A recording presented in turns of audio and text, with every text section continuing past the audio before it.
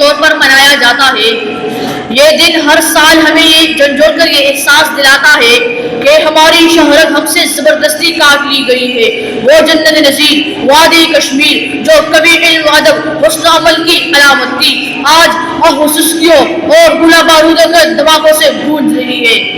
نقش ہے ہر ظلم جس کا وادی کشمیر پر، نقش ہے ہر ظلم جس کا وادی کشمیر پر، اس نے دہشت گرد لکھا امن کی تصویر پر۔ معزز سامعین، آج کشمیر میں بچے یتیم ہو رہے ہیں، عورتیں بیوہ بن رہی ہیں اور بے گناہ انسانوں کا خون بے دریغ بہایا جا رہا ہے، لیکن افسوس کا مقام یہ ہے کہ اقوام عالم بالخصوص امت مسلمہ خواب غفلت کے مزے لوٹ رہی ہے۔ یہ امت مسلمہ کب بیدار ہوگی؟ یہ سب کب تک چلے گا؟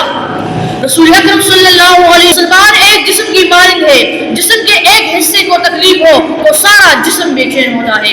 آج کشمیر جل رہا ہے، جنازے اٹھ رہے ہیں، انسانیت شرمسار ہو رہی ہے، لیکن دنیا خاموش تماشائی بنی ہوئی ہے۔